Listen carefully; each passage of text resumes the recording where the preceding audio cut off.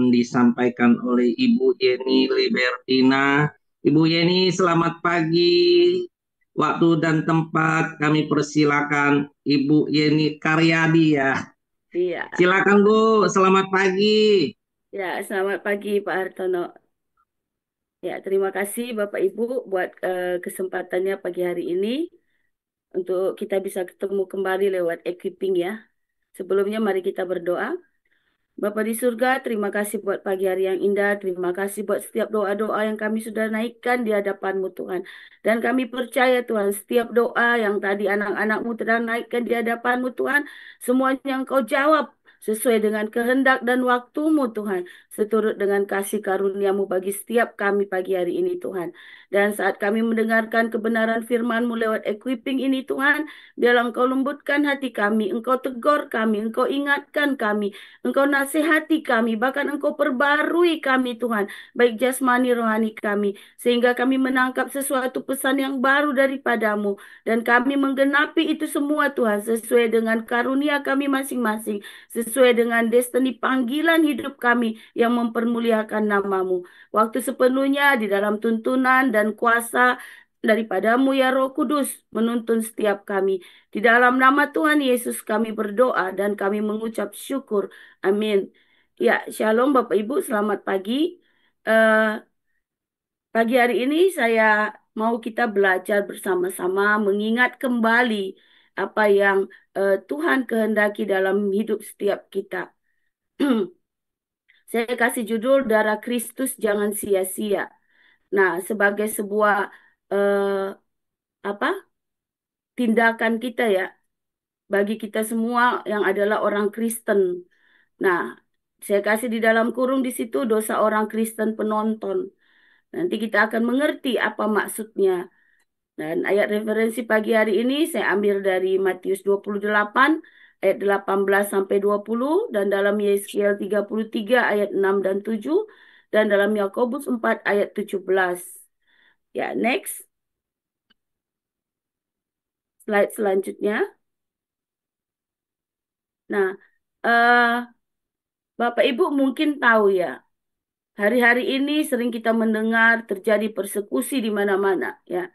Anak kecil eh, yang masih SD aja bisa mereka tekan sedemikian rupa gitu kan, mengalami tekanan iman oleh karena percaya kepada Injil, percaya kepada Yesus sebagai Tuhan dan Juru Selamat. Kita nggak bisa memungkiri hal ini Bapak Ibu.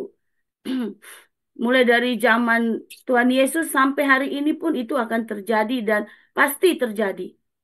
Dan mungkin Bapak Ibu merasa, wow, ada sebagian orang Kristen yang merasa takut, ada sebagian orang Kristen yang merasa was-was, khawatir, ya kan?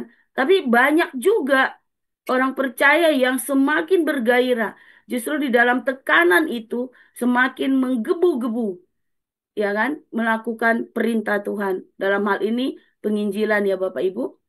Nah, di situ saya kasih ada 3 poin. Banyak orang Kristen puas hanya menjadi penonton, duduk di gereja menikmati firman, tetapi tidak mau melayani atau menginjil. Kalau saya bilang seperti ini, mungkin Bapak Ibu ada sebagian yang merasa ya benar, mungkin ada sebagian yang merasa tidak benar.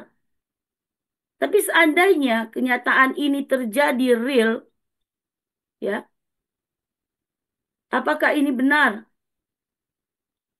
Kita rajin ke gereja, kita ikut komsel, kita ikut koram deo, kita ikut apa lagi? Kompak, ya kan? Kita melayani di gereja sebagai aser, sebagai konselor dan segala macam. Itu baik Bapak Ibu. Tetapi ada satu hal yang sering kali kita lupa. Di balik apapun yang kita kerjakan, dalam bentuk apapun, dalam situasi apapun, buntut-buntutnya nanti kita harus memberitakan Injil, ya kan? Karena Injil itu bukan untuk kita nikmati diri kita sendiri, tapi kita beritakan lewat apa? Lewat perbuatan kita sehari-hari, lewat perkataan kita. Apakah mencerminkan kasih Kristus? Lewat tindakan kita. Apakah orang bisa merasakan pertolongan Tuhan lewat pekerjaan kita? Apakah kita memberikan satu kontribusi yang baik bagi karyawan, bagi sama teman kerja kita? Firman Tuhan berkata bahwa hidup kita adalah firman yang terbuka, Alkitab yang terbuka, yang bisa dibaca oleh orang lain. Bisa dimengerti, dirasakan, dinikmati oleh orang lain. Kita tahu bahwa setiap orang yang tidak menerima Yesus sebagai Tuhan dan Juru Selamatnya, mereka tidak akan diselamatkan dan buntutnya akan binasa. Kita tahu di dalam dosa hanya ada kebinasaan yang kekal. Dosa bukan hanya melakukan yang jahat, Bapak Ibu. Saat kita berzina, membunuh, mencuri. Tetapi dosa juga berbicara saat kita tidak melakukan yang menjadi kebenaran firman. Pagi hari ini saya kasih dalam skup yang kecil. Firman Tuhan banyak. Ribuan perintah Tuhan di dalam Alkitab itu. Teguran, nasihat, peringatan, berkat. Ada juga kutuk perkataan di situ. Tapi kalau kita udah tahu kebenaran firman Tuhan dan kita tidak melakukannya, maka kita berdosa. Dalam Yakobus 4 ayat 17 berkata, jadi jika seorang tahu bagaimana ia harus berbuat baik, tetapi ia tidak melakukannya, ia berdosa.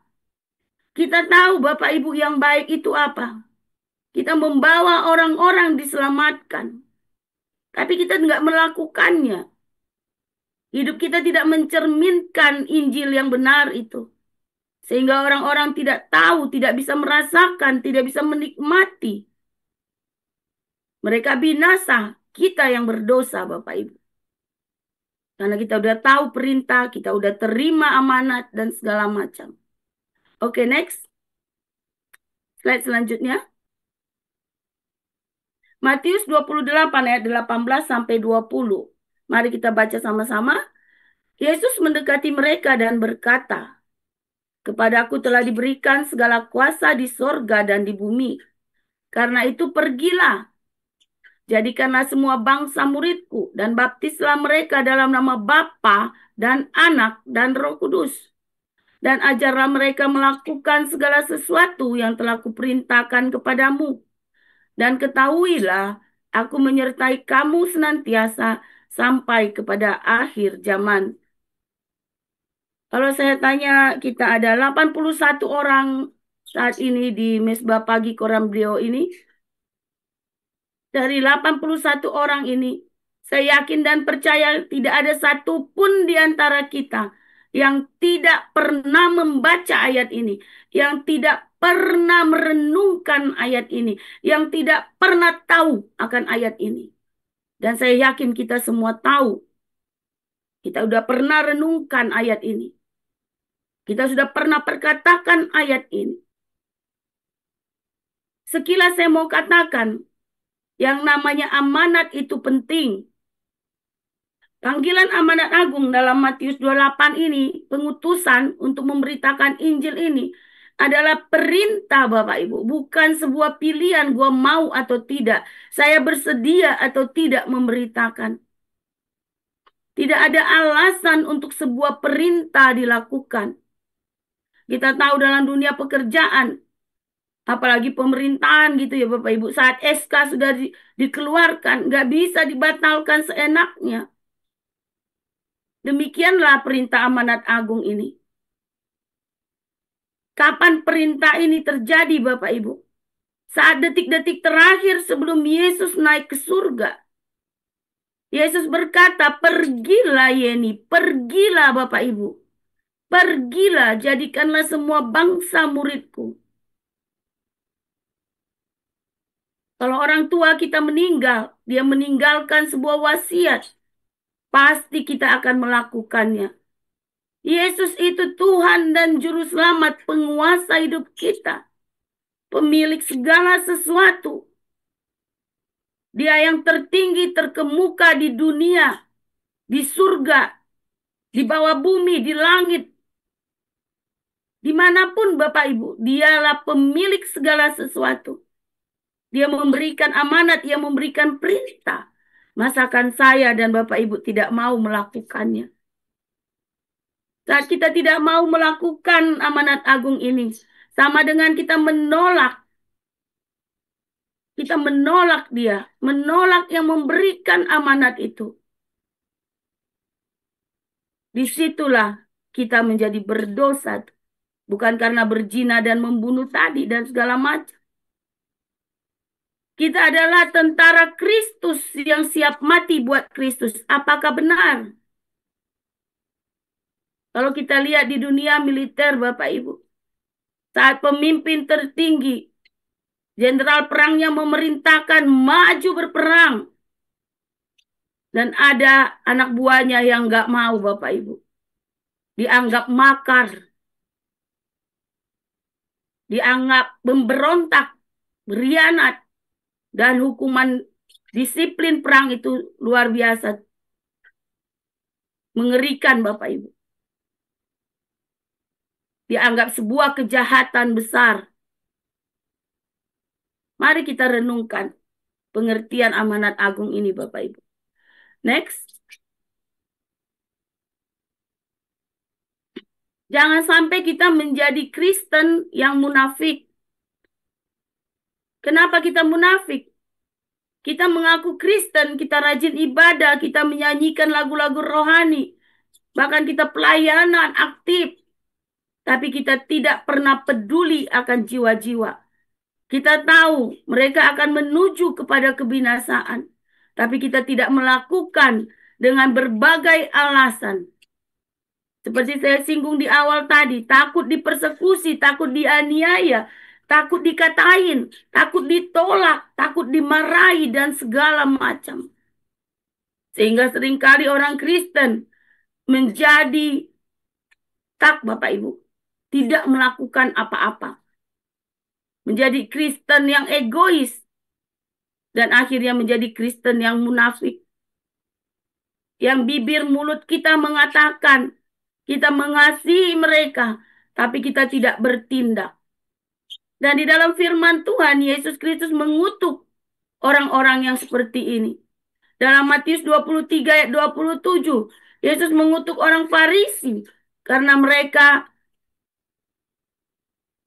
melakukan segala ritual,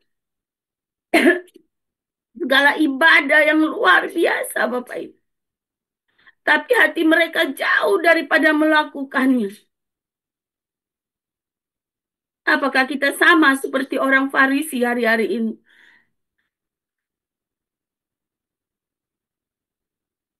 Jangan sampai kita menjadi sebuah kubur yang putih di luarnya kelihatan bagus, Bapak Ibu. Kita tahu segala firman. Kita melakukan secara jasmani kita. Kelihatan hidup kita ini rohani. Tapi sesungguhnya Tuhan melihat apa yang kita lakukan, Bapak Ibu. Yang berasal dari dalam hati kita yang merespon akan amanatnya. Saat saya dan Bapak Ibu mau melakukan amanat agung Tuhan ini, maka semuanya terpancar dalam kehidupan saya dan Bapak Ibu. Dalam perkataan kita, dalam pekerjaan kita, dalam rumah tangga kita, dalam pelayanan kita, dalam relationship hubungan kita dengan sesama manusia. Dalam segala hal, Bapak Ibu. Dimulai dari kita menaati amanat agung ini. Jangan sampai kita tahu, kita hafal hanya sebagai logos, tapi kita tidak melakukannya. Itu sama saja dengan kita menipu diri kita sendiri. Kita merasa kita selamat dan dibenarkan, tapi tidak tercermin dengan perbuatan dan tingkah laku kita. Tidak tercermin sebagai Alkitab, sebagai firman yang dibaca oleh orang lain. Yesus mati buat saya dan Bapak Ibu. Dan dia mati juga buat mereka yang sedang antri menuju kepada kebinasaan. Tugas saya dan Bapak Ibu lah untuk menangkap dan menarik mereka kembali. Dalam Yeskiel 33 ayat 6 sampai 7. Dosa orang Kristen itu karena dia tidak melakukan apa-apa buat Injil kebenaran itu. Dia hanya diam. Di situ diibaratkan sebagai seorang penjaga yang sedang berjaga-jaga di sebuah benteng kota. Dan di dalam itu ada orang-orang yang sedang tinggal dan berlindung. Tugas seorang penjaga, dia akan memantau, melihat situasi. Dan saat bahaya datang, dia akan meniup sangkakala. Supaya orang-orang yang ada di dalam tempat yang dia jaga itu terbangun, tahu, dan bisa menyelamatkan diri mereka.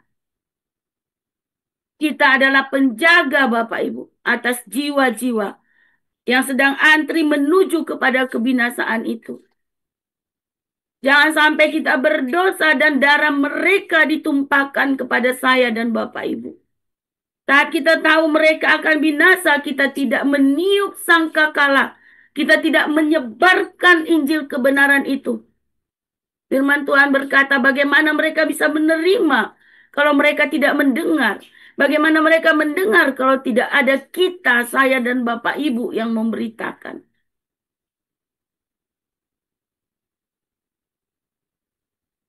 Kita harus memberi peringatan kepada mereka. Supaya mereka berjaga-jaga atas keselamatan mereka.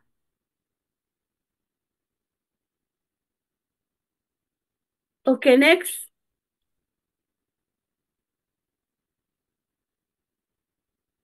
Jujur Bapak Ibu, saat saya bicara di tempat ini.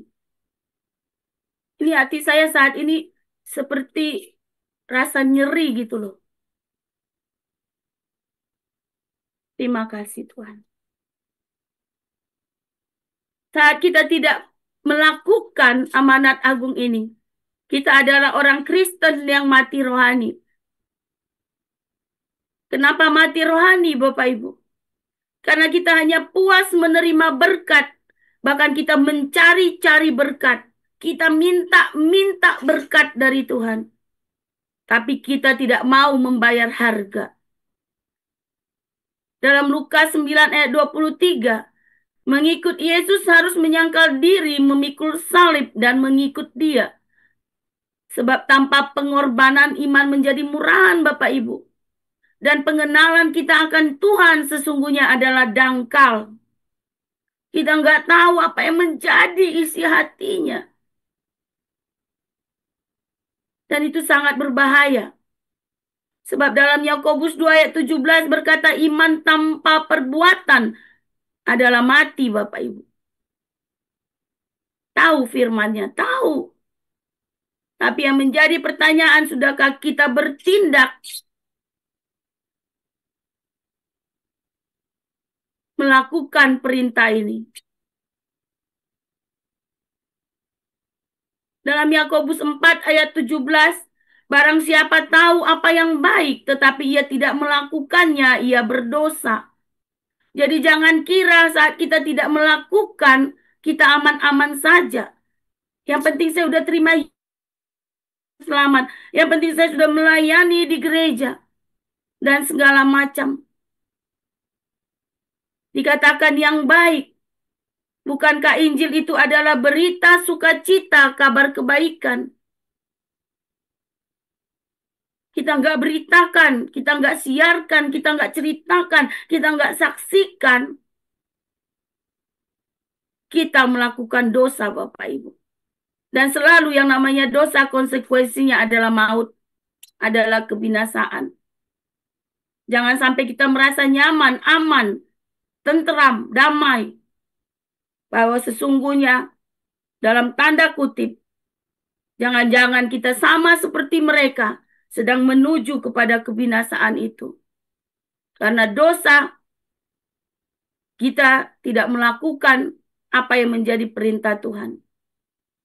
Kalau saya dan Bapak Ibu yakin dan percaya bahwa surga dan neraka itu ada. Dan hanya Yesuslah satu-satunya jalan kebenaran dan hidup. Dan tidak ada seorang pun yang sampai kepada Bapa, kepada surga yang kekal itu. Kalau tidak melalui Yesus. Jangan sampai kita tahu tapi kita diam, Bapak Ibu. Itu sama saja kita sedang membiarkan orang lain, bahkan membiarkan diri kita perlahan-lahan menuju kepada neraka. Dan saya yakin dan percaya Bapak Ibu dan saya tidak mau seperti itu. Karena tujuan akhir kita adalah hidup yang kekal di surga bersama dengan Tuhan kita Yesus Kristus. Bahkan kita mau duduk di samping kanannya memerintah bersama-sama. Apabila pagi hari ini Tuhan mengingatkan, menegur, atau memberitahukan sesuatu tentang kesalahan yang kita lakukan dalam hal penginjilan ini. Mari kita merespon Bapak Ibu. Merendahkan hati kita. Kembali memperbarui komitmen kita. Oke, next.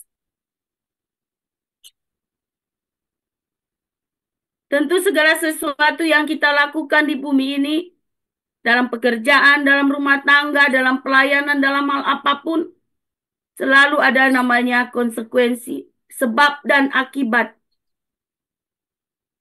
Kalau kita tidak memberitakan Injil, kita menjadi Kristen yang penonton, yang tahu, asik melihat saja. Bahkan Kristen yang komentator, menyuruh orang tetapi kita nggak lakukan. Mengingatkan orang tetapi kita tidak bertobat sungguh-sungguh dalam hal memberitakan ini. Maka sesungguhnya darah orang-orang yang akan menuju kepada kebinasaan itu satu saat akan dituntut daripada saya dan Bapak Ibu. Ini bukan kata saya, ini kata firman dalam Yesaya 33 ayat 6. Dalam Yakobus 2 ayat 7. Konsekuensinya iman kita dikatakan mati. Dalam Matius 10 ayat 33 saat kita malu mengakui, memberitakan, menceritakan, menyaksikan Yesus dalam hidup kita sehari-hari, Bapak Ibu, dalam segala hal. Maka Yesus juga akan menyangkal kita di hadapan Bapa. Bukan artinya kita binasa, Bapak Ibu. Yang tadinya kita merasa kita aman-aman, udah pasti masuk surga.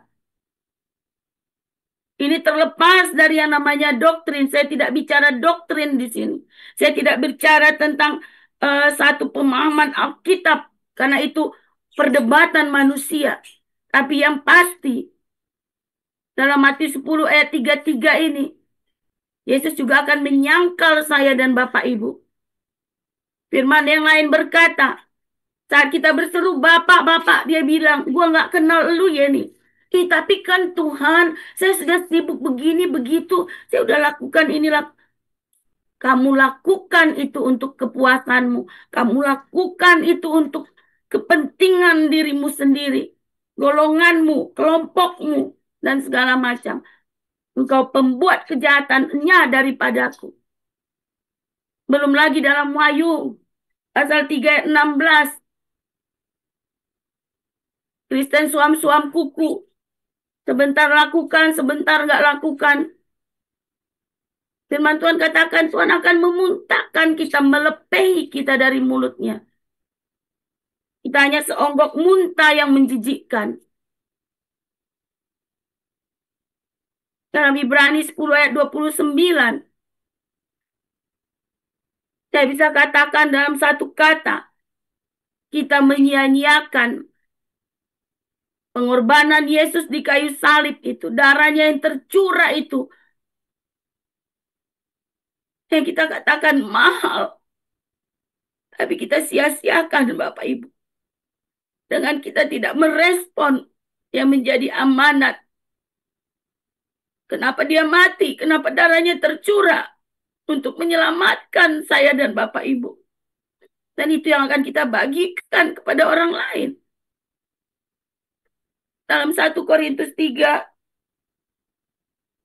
ayat 13 sampai 15, kita akan kehilangan upah, kita akan hidup yang kekal itu. Kita akan mendukakan Tuhan. Bahwa sesungguhnya tidak kurang panjang sabar Ia terhadap saya dan Bapak Ibu. Tidak kurang banyak Dia mengajarkan saya dan Bapak Ibu. Asalkan kita tega membiarkan dia berduka karena kita tidak mau taat, kita nggak mau setia, kita nggak mau tunduk melakukan yang menjadi perintahnya, Bapak Ibu.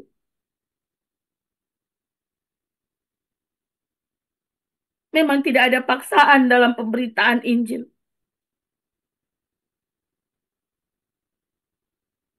Saya dan Bapak Ibu menolak memberitakan Injil. Sesungguhnya kita sedang menimbun murka Tuhan atas hidup kita. Kenapa? Karena satu saat kita akan dituntut pertanggungjawaban, Bapak Ibu. Apa yang akan kita katakan saat Tuhan menuntut pertanggungjawaban ini? Pengadilan dunia bisa menipu, bisa sogok sana, sogok sini. Tapi pengadilan Kristus, semuanya terbuka, Bapak Ibu. Nggak ada yang bisa kita tipu sana, tipu sini. Nggak ada kita bisa membela diri kita untuk sesuatu yang memang adalah salah. Saya mau kita semua bisa mempertanggungjawabkannya satu saat di hadapan Tuhan. Sampai Tuhan bilang, sini Yeni, sini Bapak Ibu, saya berkenan kepadamu. Saya berkenan bukan karena engkau kaya, engkau cantik, engkau ganteng, engkau pintar, engkau hebat. Tapi karena engkau taat, setia, mengasihiku dengan menuruti perintahku. Karena engkau juga mengasihi sesamamu. Engkau tidak rela mereka menjadi binasa dan terhilang.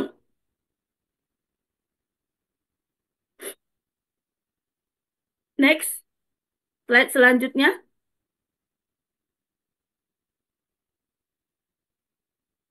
Belum, ya depan lagi ya. Saat kita menolak amanat agung, sama dengan kita menolak Yesus. Karena tadi saya ulang lagi dalam Matius 28, 19, 20 itu, bahwa amanat agung ini diberikan, ya kan, sebagai sebuah perintah terakhir sebelum Yesus naik ke surga. Kalau kita mengabaikannya, kita sedang menolak otoritas Yesus. Tadi saya sudah singgung, ya, tentang Lukas 6 ayat 46 ini.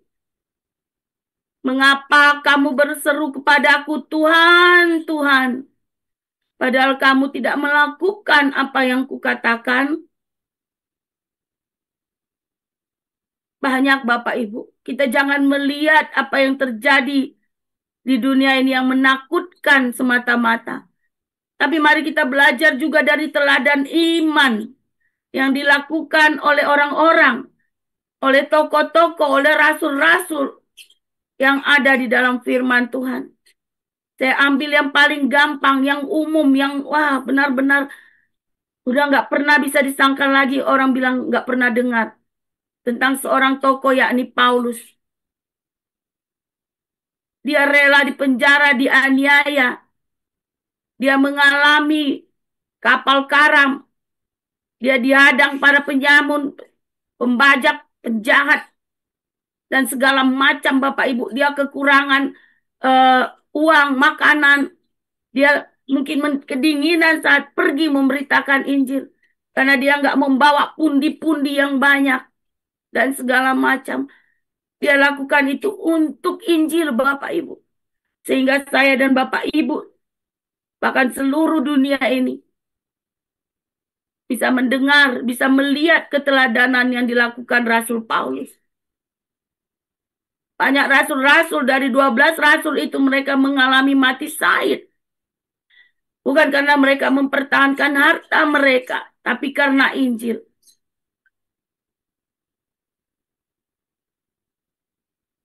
Kita tiru, kita contoh iman mereka, perbuatan mereka.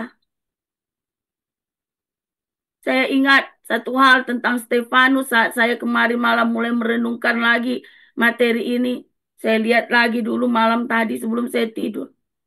Tiba-tiba saya seperti membayangkan bagaimana Stefanus itu dirajam. Hanya tinggal kepalanya, badannya dikubur. Dia dilempari batu.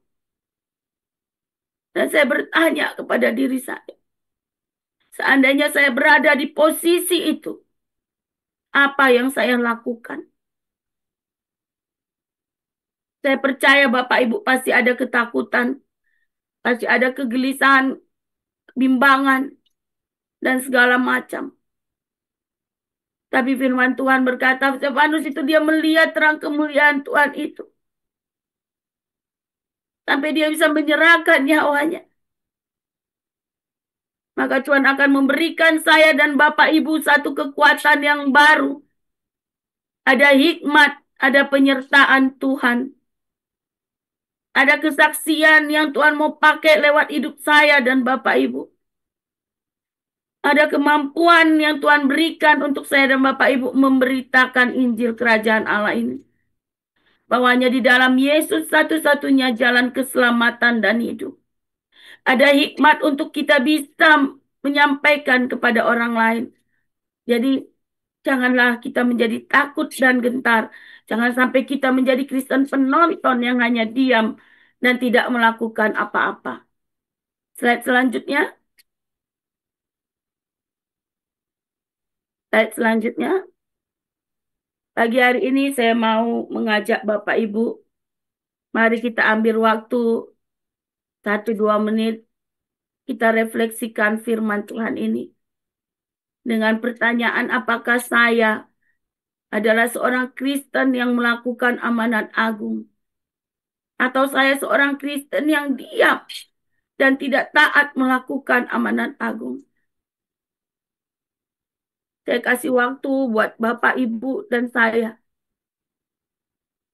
merefleksikan ini.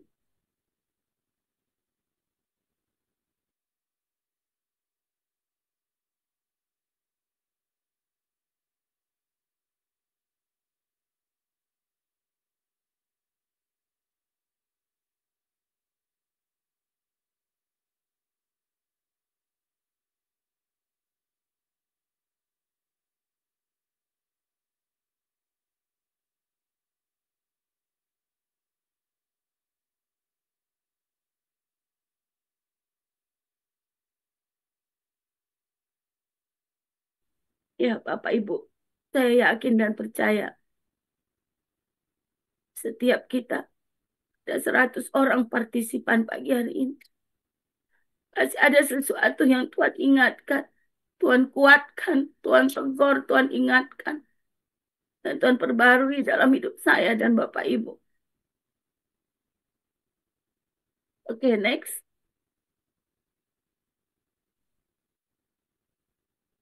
Jadi kesimpulan dari equipping pagi hari ini saya berikan dalam bentuk beberapa poin. Yang pertama, janganlah kita main-main dengan darah Yesus yang sudah tercurah, yang mahal itu Bapak Ibu. Jangan sampai kita tidak melakukan perintah amanat agung. Jangan kita menjadi Kristen penonton. Karena neraka dipenuhi bukan hanya orang yang menolak Injil, tetapi juga oleh orang Kristen yang diam dan tidak taat memberitakan Injil. Jika kita tidak melakukan penginjilan, sesungguhnya kita berdosa.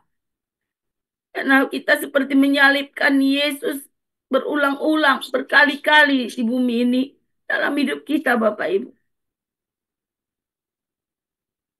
Kalau kita tadi saat merefleksikan dalam hidup kita, kita menemukan, wah ternyata saya terindikasi sebagai Kristen penonton tadi. Mari kita bangun, kita bangkit bersama-sama. Kita hidup kembali dalam ketaatan menjalankan perintah amanat agung. Mari kita berdoa Bapak Ibu. Bapa di surga, dalam nama Tuhan Yesus Kristus, terima kasih Tuhan buat firman-Mu. Terima kasih Tuhan. Kami ada hari ini untuk menggenapi ini Tuhan. Kami memberi diri kami segenap roh jiwa tubuh kami. Pengetahuan kami, akal budi kami Tuhan. Untuk kami menggenapi dan melakukannya. Terima kasih Tuhan, kemampuan sudah Engkau berikan kepada kami. Keberanian Engkau sudah meteraikan dalam hidup kami. Dan setiap kami siap diutus di bumi ini, di sekeliling tempat di mana kami berada, orang-orang yang kami bergaul setiap hari, keluarga besar kami, dimanapun kami berada Tuhan. Kami siap diutus. Di dalam nama Tuhan Yesus, kami berdoa dan kami mengucap syukur. Amin. Ya, makasih Bapak.